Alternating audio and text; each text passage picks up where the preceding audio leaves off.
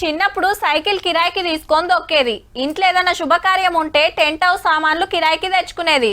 అట్లనే పెన్లుంటే ఓ RTC బస్సో travels బస్సో మాట్లాడుకొని పోతుంటారు. గట్లనే దోస్తులతోనో ఇంటోళ్ళతోనో ఏటన్నా దూరం ప్రయాణం చేస్తానికి కార్లు కిరాయికి పట్టుకపోతున్నారు. అట్లనే ఇప్పుడు గివ్వి సుతా కిరాయికి తిప్పుతారట. అట్లా అని మందకి ప్రయాణం చేసేటి కాదుల్లో, ఏ తిప్పలు రాకుండా చూసేటి. ముందే ఎండాకాలం అందరికి తెలియాల్సిన ముచ్చట ఏందంటే ఫైర్ ఇంజన్లు సుత కిరాయికి ఇస్తుర్రు. పెళ్లి కాడికైతే గంటకు 3,000, రోజుకు 30,000. ఇక మీటింగ్లకేమో గంటకు 2,000, రోజుకి 20,000. సినిమా షూటింగ్ల కాడికి కావాలంటే కూడా ఇంతే కిరాయి.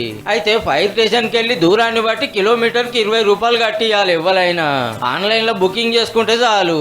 అడ్రస్ ఫోన్ నెంబర్ చెప్తే మంది కంటే ముందే బండ్లు వచ్చి తయారుంటాయి. అట్లనే ఏమన్నా మంటలు అంటుకుంటే జప్పున అర్పేస్తాయి అన్నట్టు.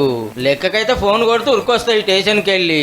అట్లా వచ్చే వరకు ఆలస్యమై నష్టం కాకుండా ఈకమత అన్నట్టు. ఏ కిరాయి మాట్లాడుకున్నాం మొత్తం ఈయనే ఉండాలంటే నడవది.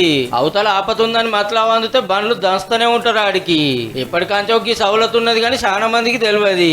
అయినా ఫైర్ ఇంజన్లతో గంతక్కరేముంటది అంటారా? మీటింగుల కాడ పెళ్లిల కాడ పటాకులు గాలిస్తేనో కరెంట్ ఓవర్లోడ్ అయితేనో అగ్గి పుట్టే డేంజర్ ఉంటది. గసొంటి వాళ్ళ ఫ్రీగానే వస్తారు కానీ వచ్చే వరకు సగం దలగబడవచ్చు. అదే ఆన్నే ఉంటే రప్పున నీళ్లు కొడుతూనే ఉంటారు, గింత లాస్ గానియరు.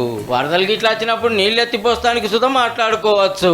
గంటకు 750 నుంచి 1000 రూపాయలు. బండ్లు ఉత్తగా స్టేషన్ లో పెట్టే బదులు ఇట్లా కిరాయిలకు పెడితే ఇంత ఆమ్దాని వస్తుంది. ఆపతిని ఆపినట్టుంటదానికి ఇకమత్ చేసిర్రు అన్నట్టు. అక్కడున్నోళ్ళు చూడుర్రి మరి.